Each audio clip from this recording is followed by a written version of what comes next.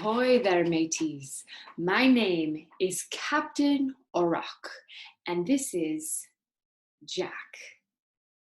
I am so glad you've decided to join our dangerous adventure.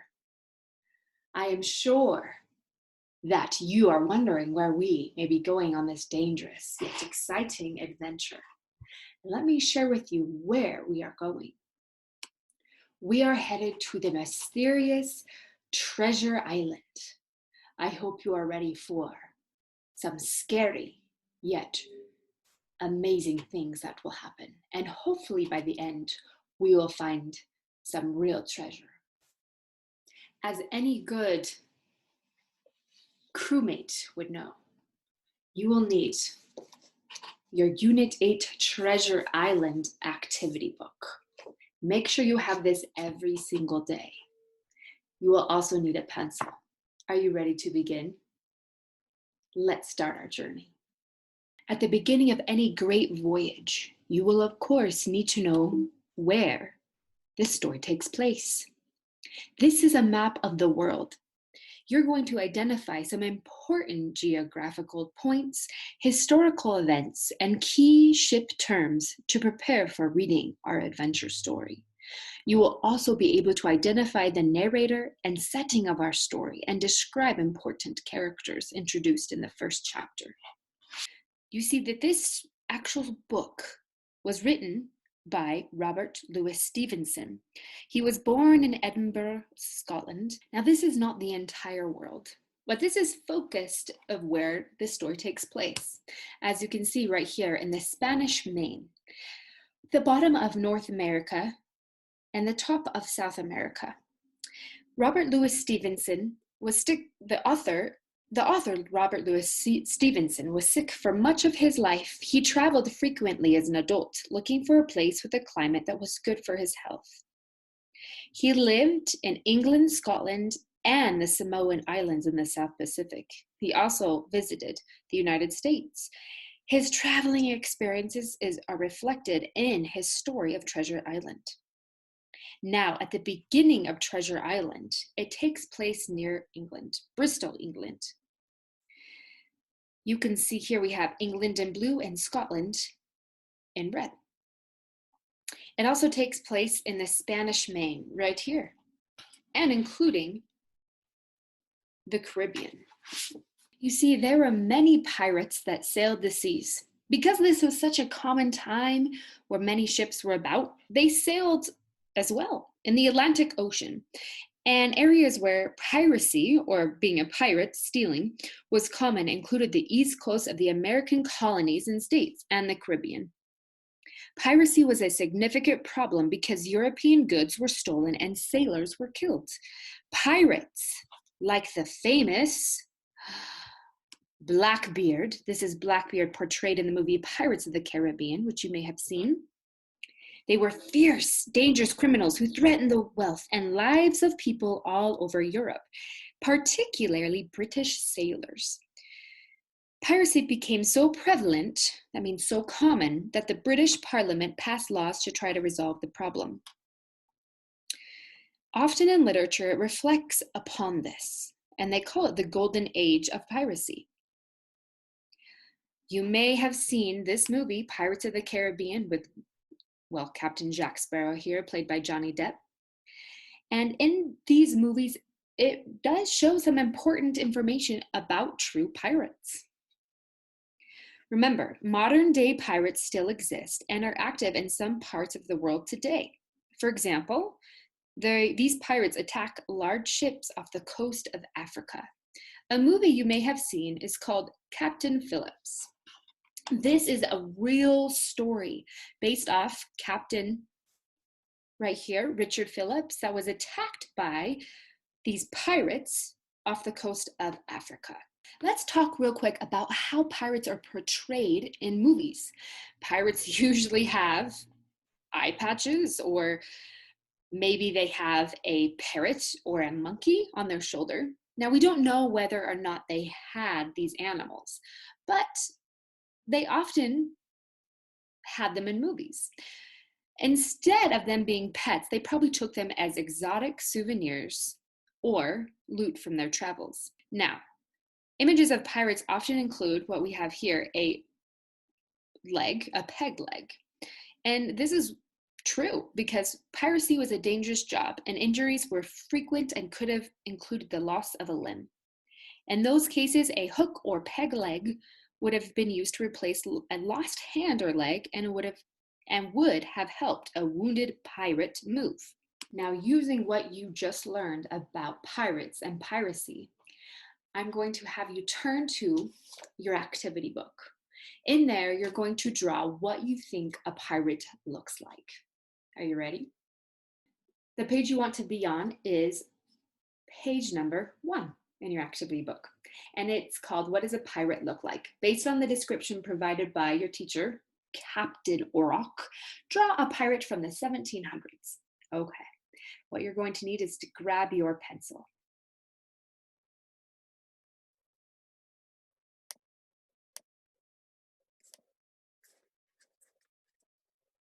Please, I am not an artist, so I will draw this quickly, and it may not be perfect.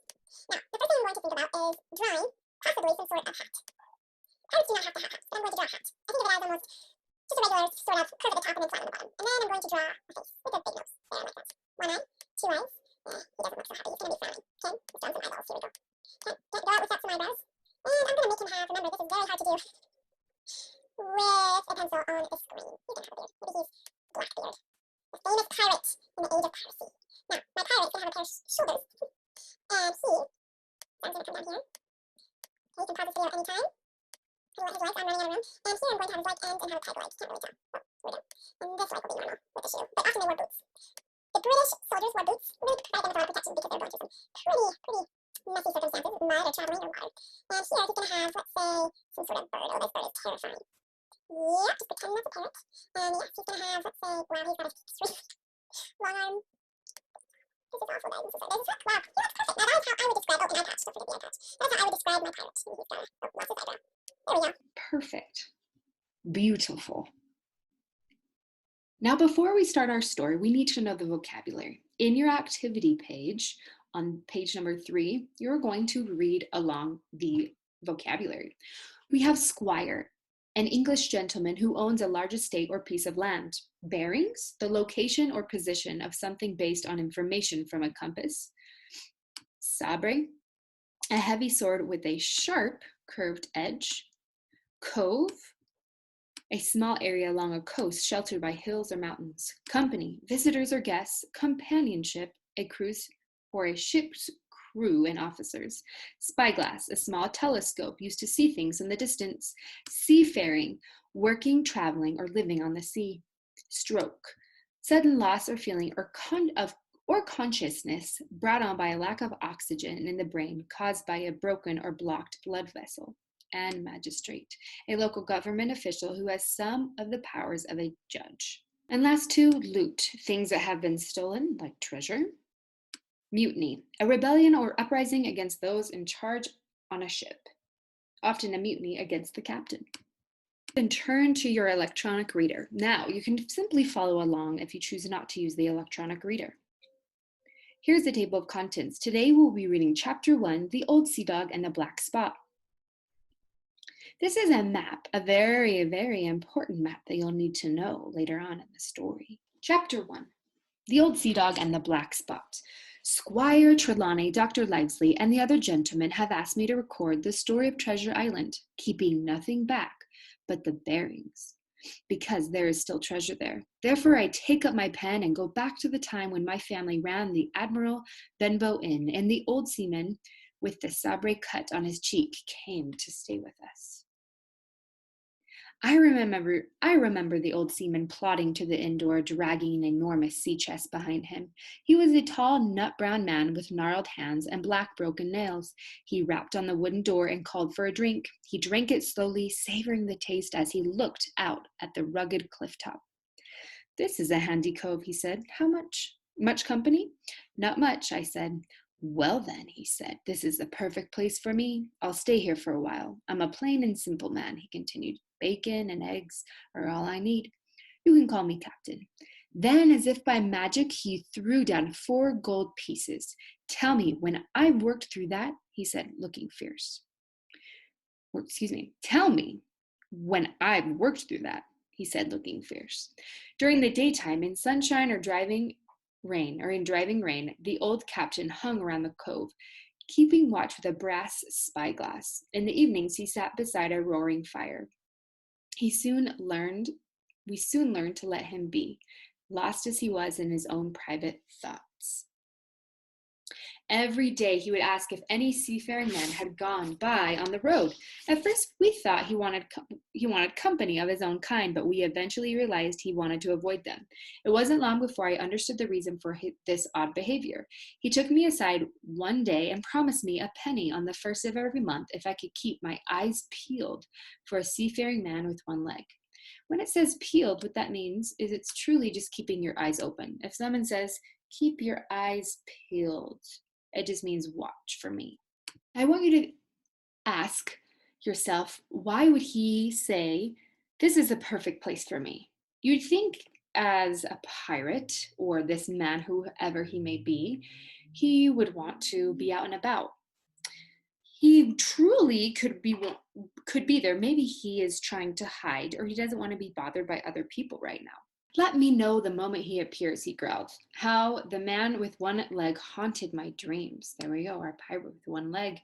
On nights when the wind shook the house and the surf roared in the cove, I would see him in 1,000 forms. Sometimes his leg would be cut off at the knee.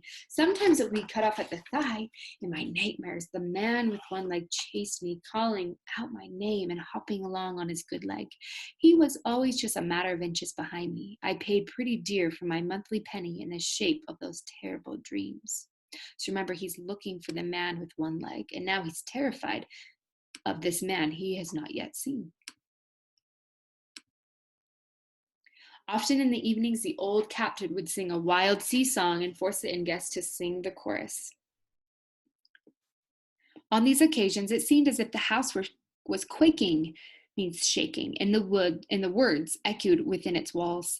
The old seaman's stories about bloodthirsty pirates, ferocious storms at sea, and wild deeds on the Spanish Main terrified our guests. He must have lived among some of the most wicked men ever to sail the seas. He stayed for several months and never offered us any further payment. Whenever my father mentioned his bill, the captain would raise his voice and stare ominously at him until he retreated, meaning you look at someone, you stare at them, and you make them feel scared. I am sure the terror in which my father lived greatly hastened his death. That's awful. Thinking about the fear his father lived in made his father die quicker than he should have died. One morning, while the captain was walking and talking in the salty sea air, another seafaring man arrived. I was setting the breakfast table when the door opened and the man stepped in. He was a pale, rascally-looking creature, and I noticed he was missing 2 fingers. So rascal means you look rough. Is this here table for my mate Bill? He asked, pointing to a table that was indeed been set for our secretive guest. It was not a straightforward question, and he uttered those words with more than a hint of sarcasm. I told him the table was for a man who called himself the captain. Has he got a nasty scar on one cheek? He inquired, meaning he asked. Yes, I replied. Well, that would be my mate Bill. Is he here? He continued. He's out taking a stroll, I explained. The stranger announced that he would wait for his mate to return.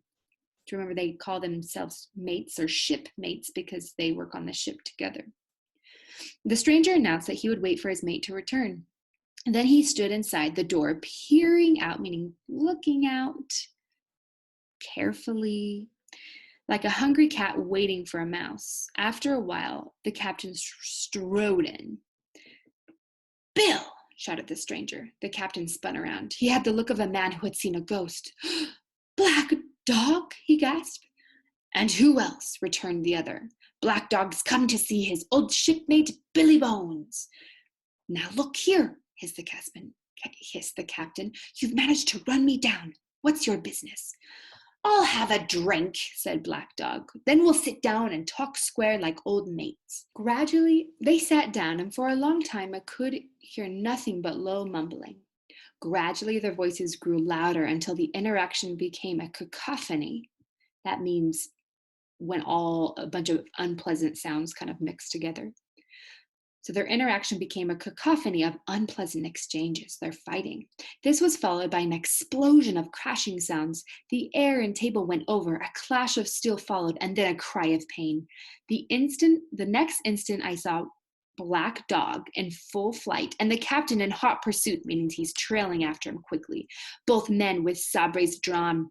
Blood streamed from Black Dog's left shoulder. At the door, the captain aimed one last tremendous blow, hit, which would certainly have struck Black Dog had it not been intercepted by the inn's signboard, meaning the sign up by the inn. Black Dog, in spite of his wound, disappeared over the hill in half a minute. The captain stood staring like a bewildered man, bewildered meaning confused. At last he turned, staggered, gasped for breath, and grabbed the door with one hand. "Jim," he croaked, "water." So let's stop here. Who in the world is Jim? Now, Jim, who you ask, is the main character. Anytime you see I, that is Jim.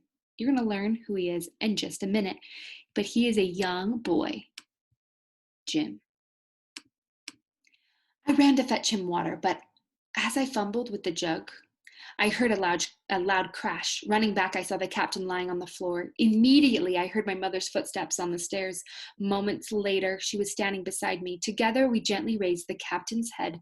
It was clear that he needed a doctor, so we sent for Dr. Livesley. Then, as carefully as we could, we moved the captain into the parlor. Shortly after Dr. Livesley arrived, the captain opened his eyes and looked about. "Where's Black Dog?" he mumbled. "There's no Black Dog here," the doctor said. "You've had a stroke. Now lie down and rest."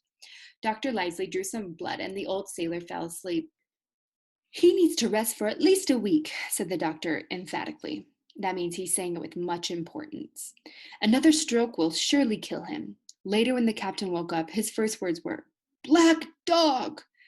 "Jim," he moaned, "you know I've been good to you. I'm pretty low and deserted by all," meaning everyone has left him. "You'll help me, won't you?" But the doctor," I began. "Doctors, what do they know?" he growled.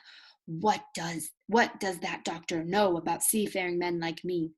Somewhat reluctantly, meaning hesitantly, I agreed to help him. When I offered him water, he greedily gulped it down. I, he said, "that's better. Now, then, did the doctor say how long I'm supposed to lie here wasting time?" "A week at least," I said. "Thunder!" he cried. "Out of the question. They'd have the black spot on me by then." The black spot. Now, let's think. It's part of our chapter title. What in the world is the black spot? Any ideas? Any ideas of what that black spot could be? He attempted to sit up, but fell back, weak and helpless on the bed. Then, after further contemplation, that means deep thinking, he spoke to me again. "Jim," he said, "you saw Black Dog. He's a bad 'un, but there's worse than him after me." So what do you think this means? Right here, where he's saying he's a bad 'un, meaning he's a bad one, but there's worse than him after me. What he's saying here is that he's a bad person, this Black Dog guy that came in and then ran away. He's a bad person, but there are worse people coming after the Captain Billy Bones.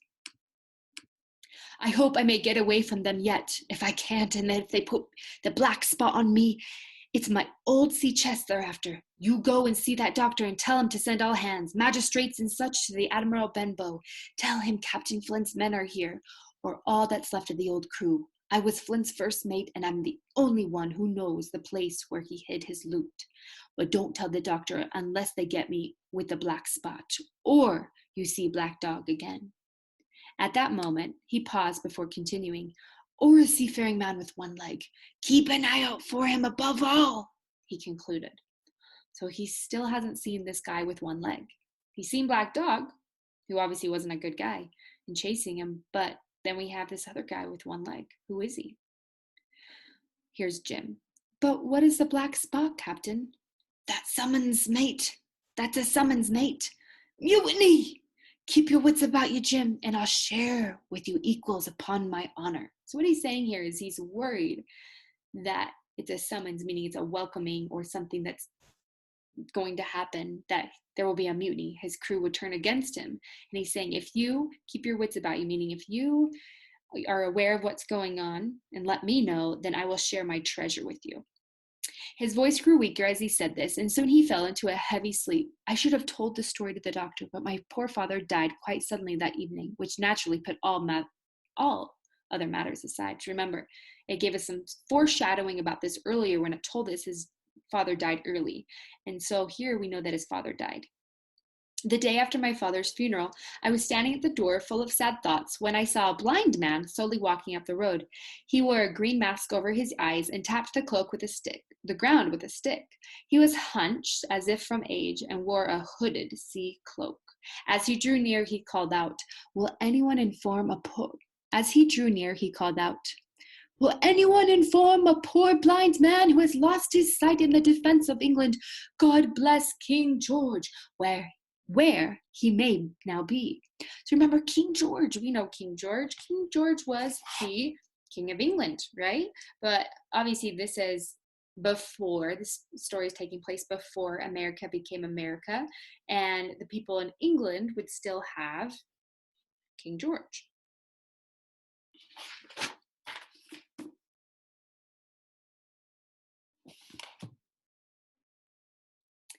"You are at the Admiral Benbow Inn," I explained. "I hear a young voice," said he. "Will you lend me your hand and lead me in?" I held up my hand, and the blind man gripped it like a vice. I struggled to escape, but he pulled me close. So a vice is a metal tool sort of thing that you use, especially when you're doing carpentry or metalwork, and it makes the object be pretty tight, and it holds it pretty tight. "Now, boy," the blind man said through gritted teeth, "take me to the captain." "But," I protested, meaning he's saying, "No, I don't want to." "Take me in now," he commanded. He gave my arm a twist that made me cry out in agony. That means in pain. I'd never heard a voice so utterly cruel and cold as this man's. I obeyed him without further hesitation. We walked together toward the room where the captain was resting. "When I'm in view, cry out. Here's a friend for you, Bill," he instructed me. As I opened the door, I repeated his words in a trembling voice. The captain attempted to rise, meaning stand up, but he was too weak. Then I saw the blind man slip something into the captain's palm. Ooh, so he's slipping something into Billy Bones, because it's saying Bill, but we know it's Billy Bones. He's slipping something into his hand. What do you guys think the blind man gives to the captain? Maybe he's giving the captain, remember that summons, the order of the black spot, which we know means that he most likely, well, if it's a black spot, he's kind of targeted for being killed. Okay. Here we go, blind man. "Now that's done," said the blind man with incredible nimbleness, meaning he's fast and quick. He scurried out of the inn and back along the road. I could hear his stick tapping as he hurried away. Here's his stick because he's blind. The captain gazed at the piece of paper the blind man had given him. 10 o'clock, he cried. "That's 6 hours from now. We'll do them yet." With that, he lurched forward and managed to get to his feet. Then, quite suddenly, he reeled. That means he turned around. He reeled about and put one hand to his throat. For a moment or two, I watched him as he swayed from side to side before crashing to the floor. I hurried to assist him, but it was too late. My mother descended the stairs and saw the old seaman lying on the floor. I explained to her, as best I could, what had just happened. After much discussion, we decided that we should open the captain's sea chest and take the money he owed us. First, we had to retrieve the key from the captain. The captain lay on his back with his eyes open and one arm outstretched. But by his hand was a slip of paper marked with the anticipated black spot. Scrawled on it was the message, "You have till 10 tonight." I searched the dead man's pockets, but could not discover the key to the chest. "Perhaps it's round his neck," suggested my mother anxiously. Meaning she's nervous, she's in a hurry. I opened up his shirt, and there it was hanging from a piece of string. I cut the string with the old captain's knife, and then my mother and I raced upstairs, intent upon opening the captain's sea chest. So what in the world's going on with this black spot he's got and this scary men that we don't know much about? That's where we're going to stop. We're not going to read chapter 2 yet. Ah, there you are, mateys. I hope you enjoyed this story, the first chapter of Treasure Island. Now, before I leave you today, I'm going to give you a few secrets. What you're going to do is you are going to head on over activity book. The page number is 5. You see a chart here? This is what we call a character chart. And what it says here is, as new information about characters is introduced in the story, complete the chart. So let's write down what we know so far. As you learn information as you go, you are going to continue to fill in this chart. This is what we do know about our characters so far. We know that in chapter 1, we learned about Billy Bones. So Billy Bones is the captain. I'm going to type, go ahead and write. I will help you for the first couple. Billy Bones we know is an old seaman with a scar on his face.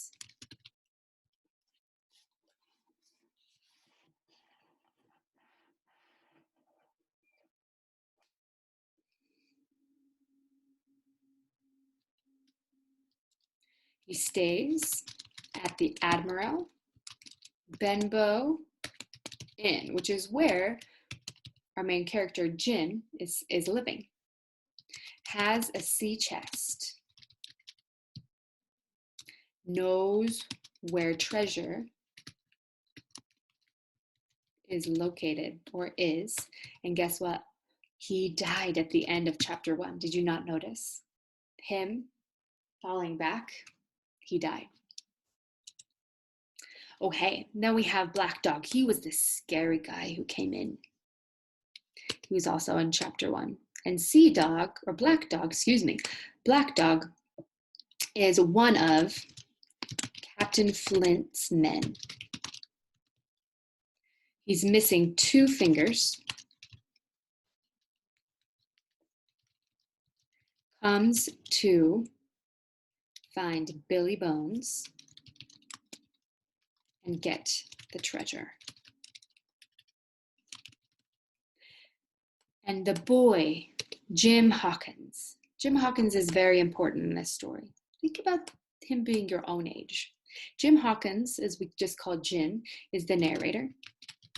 He is a young boy. His father dies, and he helps run the inn. He seems what we call naive. Now, naive just means innocent, doesn't know much about anything cruel or scary yet. He's pretty young. Here is what we have so far for our character chart. I want you to save this and go back to it later and fill in information as you go. Alrighty, my mateys. Now, since it is the first day of our adventure of Treasure Island, you are not required to do any more work in your activity book. You should have filled this out as you went. However, you will have one task today. You see here, this is my treasure box. This treasure box has real treasure in it. What it also has is paper. These papers say things on them. And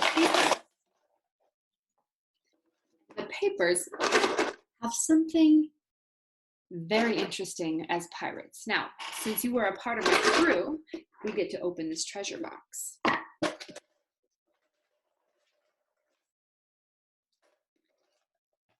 Let's see what it says. What is your task for today? I love this one. It is called Pirate Name Generator, because every person who's on a crew needs a pirate name. You can't just keep your regular name. So what you're going to do is this. You're going to go to the following website. And on this website, it is called Pirate Name Generator. Now, just click on the link, and it says some first names. So since my Captain first name is Sarah. I'm going to write Sarah. My nickname is Lou. These are pre-filled because I practiced this before. So first would be Sarah, then Lou. You could also write another name. Let's say you like the name Silver or something. I'm going to skip ahead. The colors I like are black. I also like blue, and I also like pink. Okay. Now adjectives. Remember, adjectives describe a noun. So I'm going to put scary. I'm going to put silly, and I'm going to put colorful. Those are all good adjectives that describe nouns. Yours can be anything on here, right? And a place. Now, I could put somewhere like Wyoming, or I could put Utah or the Caribbean. I'm going to try Wyoming since that is where some people live. Maybe that is where you live. Skip this optional part. Don't put in your email address. Just don't. Okay. Click on this button, write me some pirate names. And on this next page, it's going to give you your pirate name. Options for a pirate name. You're going to just pick one. And I want you to write your pirate name down as your exit ticket. Now, here's the pirate names for me. I have Lou Blackbeard, Scary Sarah Blue, Silly Bill, Colorful Bill, Cutthroat Sadie the Scary, Bill Pinkate, Captain Lou, I'm going to scroll down, Sadie Bones, Captain Colorful, Sarah Scary Brand, Sarah Plink, Silly Lou the Pirate, and Black Sadie the Feared. Now, you're going to pick one of your names and put it down, write it down as your pirate name. Thank you so much for joining me. I will see you all next time on our Treasure Island adventure.